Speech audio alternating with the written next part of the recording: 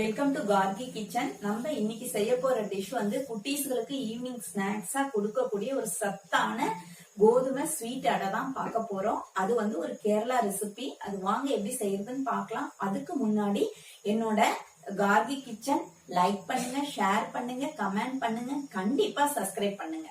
வாங்க அது எப்படி தேவையான பொருட்கள் என்னெல்லாம் பார்க்கலாம். இது மேல் மாவுக்கு கோதுமை மாவு, உப்பு, கொஞ்சமா நெய், தண்ணி.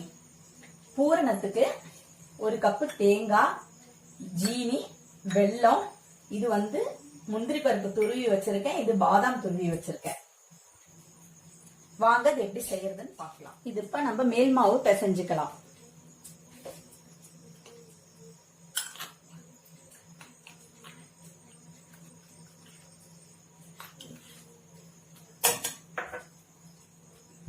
கொஞ்சமா உப்பு,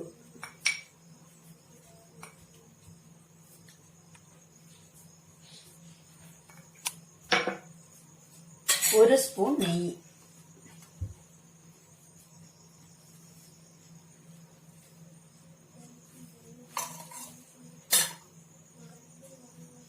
இந்த மாதிரி போட்டுக்கிறேன்.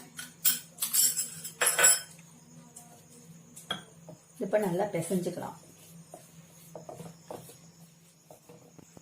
சப்பாத்திக்கு நம்ம மாவு பிசைற அதே பதம்.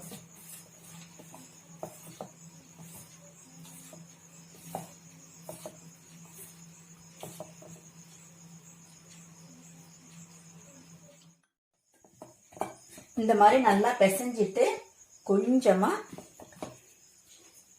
இதுல தேங்காய் எண்ணெய் தடவி வைக்கிறேன். மாவு ட்ரையா ஆகாம இருக்கும். இதுக்கு தேங்காய் எண்ணெய் போட்டா நல்ல டேஸ்ட் சூப்பரா இருக்கும். இனி பூரணம் ரெடி பண்ணிக்கலாம்.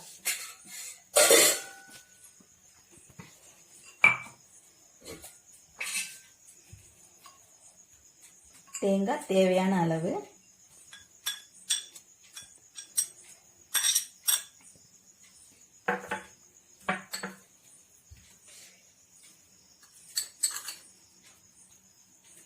அடுத்தது சுகர்.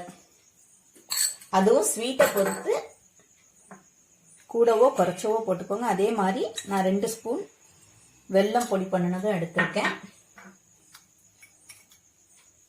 பாதாம் 1 ஸ்பூன், முந்திரி 1 ஸ்பூன், பாதாம் 1 ஸ்பூன், அதுவும் போட்டுட்டு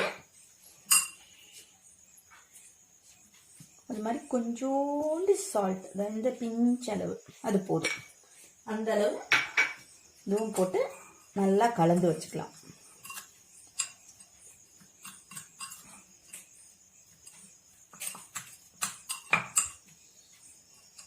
இது இப்ப எப்படி செய்யறதுன்னு பார்க்கலாம்.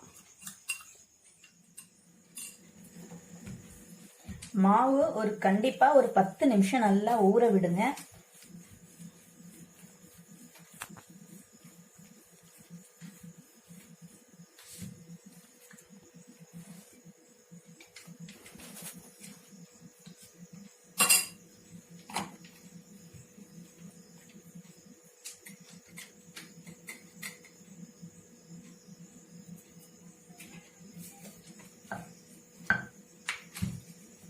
இது ஆயில பொரிச்சும் செய்யலாம், இதோ தவால போட்டு எடுக்கலாம். நான் தவால போட்டு எடுக்கிற மாதிரி தான் இன்னைக்கு காட்ட போறேன்.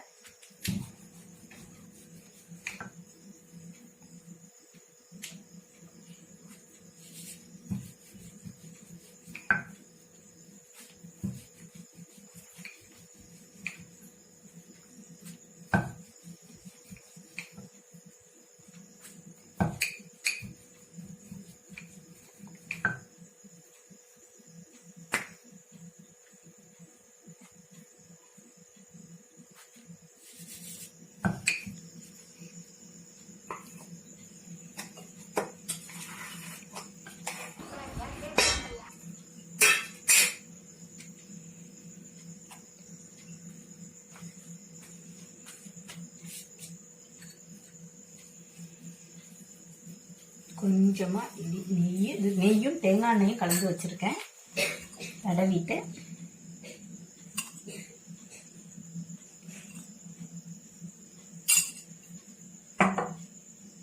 மாதிரி வச்சு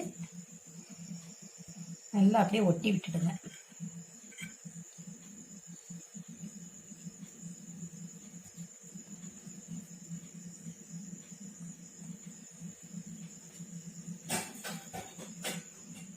ஏர் உள்ள இல்லாம ஃபுல்லா அப்படி அமுக்கி விட்டுடுங்க. அதே மாதிரி நம்ம இன்னொன்னு செஞ்சுக்கலாம்.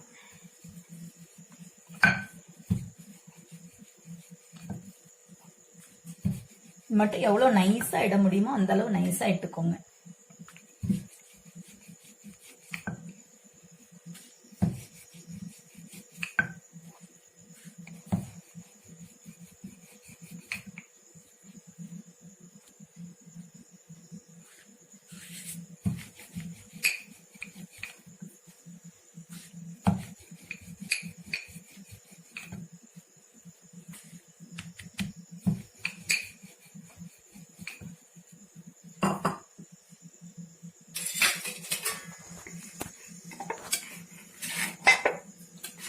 இது நம்ம ஏன் கட் பண்றோம்னா, இல்லைன்னா நம்ம மூடும் போது அழகா ஷேப்பா வராது, அதுக்காக தான். இதே மாதிரி கொஞ்சமா இதுல நெய் இப்படி தடவி விட்டுட்டு அதுக்கு மேல பூரணம் வச்சுக்கலாம்.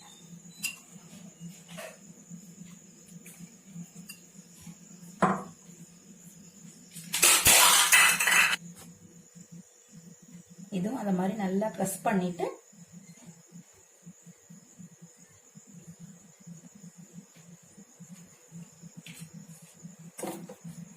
இன்னொன்னு செஞ்சுக்கலாம்.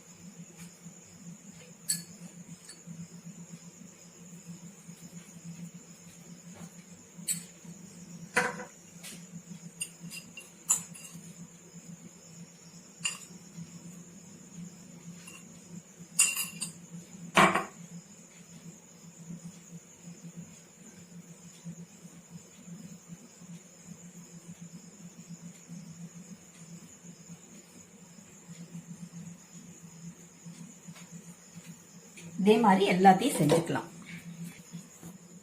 இதுல இப்படி கட் பண்ணி எடுக்கிற மாவை மறுபடி இதுக்கு யூஸ் பண்ணாதீங்க, பூர்ணம் வைக்கிறதுக்கு சரியா வராது. இது வந்து சப்பாத்தியாவா நம்ம போட்டுக்கலாம், இதுக்கு யூஸ் பண்ண முடியாது. இது இப்ப நம்ம எல்லாம் செஞ்சு வச்சுட்டோம். இனி இதை வாட்டி எடுத்துக்கலாம். இப்போ தோசை கல் நல்லா சூடாயிடுச்சு. அடுப்பை சிம்ல வச்சுக்கோங்க. கொஞ்சமா இது நெய்யும் தேங்காய் எண்ணெயும் கலந்து வச்சிருக்கேன்.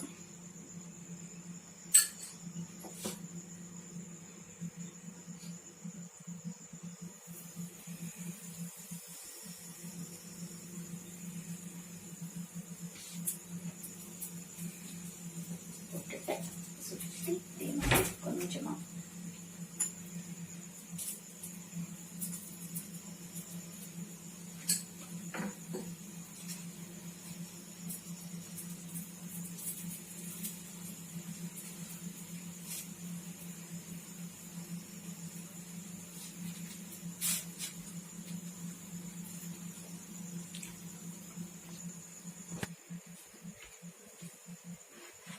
மெதுவா திருப்பி போட்டுக்கலாம்.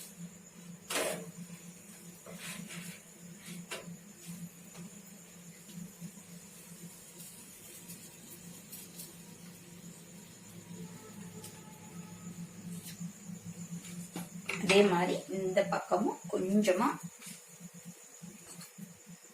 ஆயில் இப்படி லைட்டா தடவி விட்டா போதும்.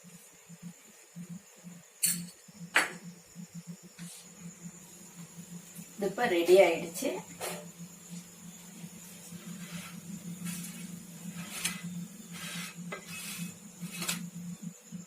அடுத்து அதே மாதிரி பண்ணிக்கலாம். ஃபர்ஸ்ட் கொஞ்சமா நெய்,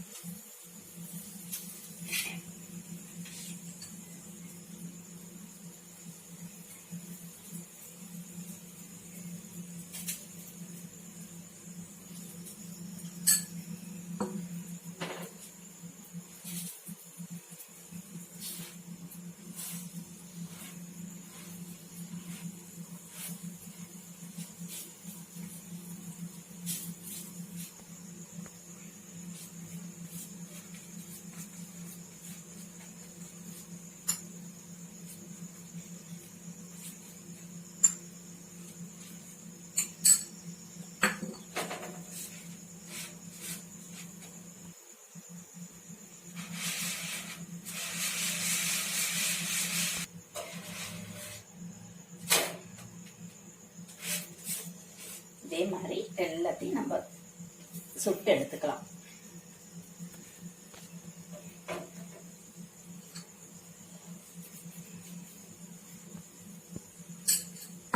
நல்லா திருப்பி திருப்பி போட்டு எடுத்துக்கோங்க.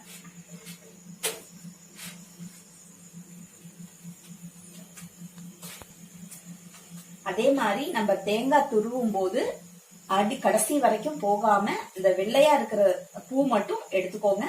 அடியில் கருப்பு வேண்டாம்.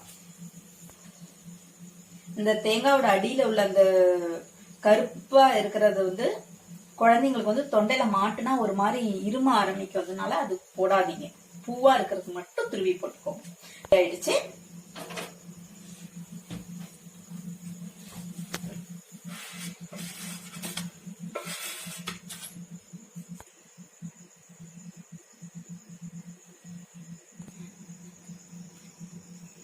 இது கண்டிப்பா உங்க குட்டீஸ்ங்களுக்கு செஞ்சு கொடுங்க, அவங்களுக்கு ரொம்ப பிடிக்கும்.